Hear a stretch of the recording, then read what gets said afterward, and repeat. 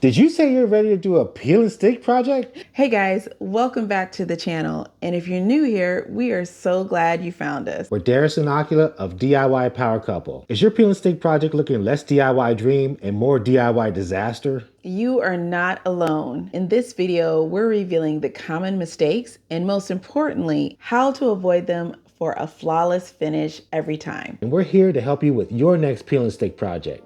And remember, you can DIY too. So let's get started. You know, we've been doing peel and stick for a long time, and I think the biggest mistake that we've seen people make is to ignore their subfloor prep. You know, dirt, grease, and uneven floors are the #1 reason for peel and stick fails. Peel and stick is a great option when you're doing backsplashes for kitchens or bathrooms. And like I've seen people put peel and stick wallpaper on cabinets and all of that. But if there's grease, if there's any type of substance on the surface, any peel and stick is not going to work. No. We can't like say that enough. These are some of the surfaces that you want to avoid when you're trying to install your peel and stick tile. Textured walls and floors.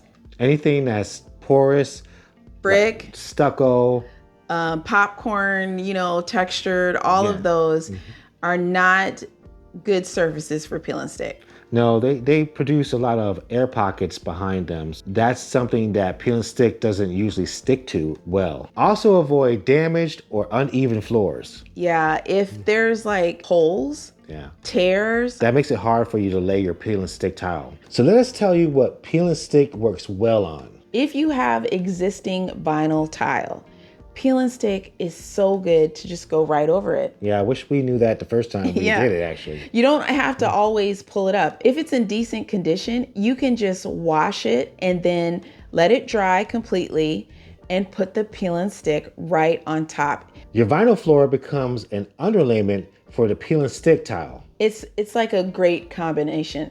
You can also peel and stick right on concrete. So with that, you want to make sure that the concrete is level and there's no holes. We've even had to patch our concrete. Yes, but the nice thing is it's really flat and it's a smooth surface and the peel and stick will go right on top. So some people don't know this, but you can actually use peel and stick over ceramic and porcelain tile. We did that and it turned out beautifully. Oh yeah. And all we had to do was kind of like fill in the grout lines. Yeah, we used a use? patch compound. Yeah. And it dried very fast. Yes, it made the tile and the grout lines level. Yes. So that peel and stick can go right on top. And that's really what peel and stick needs, right? It just needs a flat surface and it has to be clean. Yeah, a clean, flat surface. You want to clean your surface so your peel and stick tile will have the best chance to adhere to it. The next mistake is not letting your tiles acclimate. Now, acclimating your tiles means that you're allowing them to get used to the temperature in the room that you're going to put the tiles in. So why is this so important? You want them to be able to expand or contract in their environment. You can just let them sit in the room for about 24 hours. Very simple and easy, and it'll avoid having gaps in your installation. So the next mistake some people have is the wrong starting point. The best thing you can do is find a center point in the room that you're laying down the tiles. We like to do a dry layout. Yeah, a dry layout's when we just put the tiles down in the pattern that we want it to go, and then we can see if that's what we like. Yeah, we can see what type of cuts we'll have to make. Yeah, a dry layout helps your final install look really good. The great thing about peel and stick is that you don't have to worry about it being perfect. So let us know in the comments. Have you had any issues with your peel and stick? Share your experience so our whole community can learn. Another mistake is forgetting to apply pressure on the tiles after you've installed them. Just pressing them down with your hands is not enough. You can use a tile roller. Or a 100-pound roller for bigger areas. Yeah, if you have a large room. Or you can even use your feet. Yeah, because sometimes your own body weight can be used to adhere these tiles to the floor. The most important thing is that apply pressure to the peel and stick tile. That way you have adhesion to the flooring.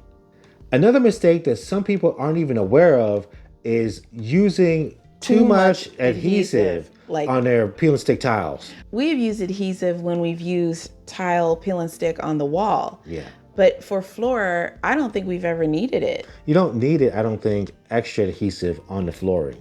And the issue is when you use too much adhesive, it actually blocks the tile adhesive from bonding with your floor. And so, yeah, that makes it slide down the wall. So it's doing the opposite of what you actually want. Yeah, so whether you're using the tile on the floor or the wall, just make sure you're not using too much extra adhesive. Yes. And we'll leave all the products that we use in the description below. Another mistake that some people forget to do is seal the edges of the tile, especially near water.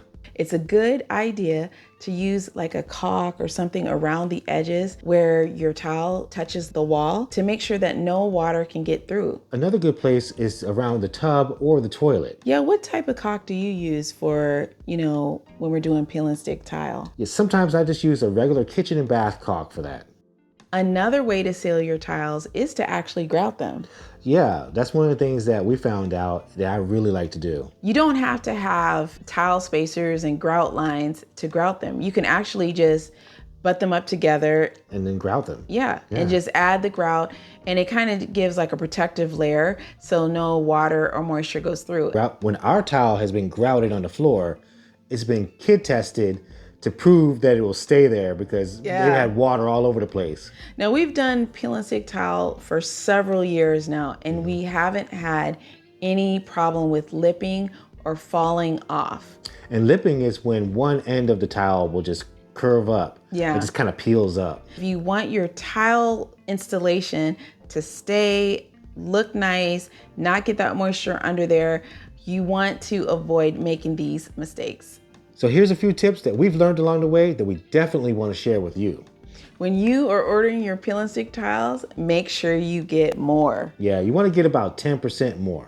If you want to know how much tiles you need, check out our video on how you measure square feet and find exactly how many tiles you'll need for your project. One thing we want to talk about is putting peel and stick right over plywood.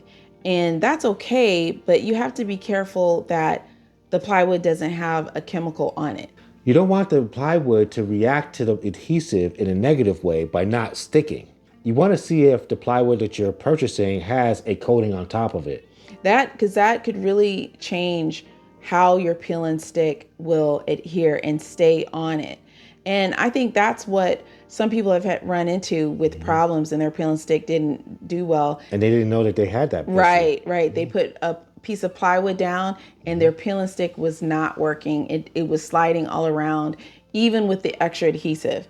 It's something with the chemicals, so just make sure your plywood is nice and dry and free of any chemicals. Yeah. Once you know that peel and stick likes flat, clean surfaces, it makes it kind of easy for you to know how to install this product. So now you know what not to do with peel and stick and what to avoid. And now you're ready and have the confidence to make your DIY peel and stick project last. Make sure you check out our peel and stick playlist for everything you need to know. And we'll see you in the next video. Bye-bye.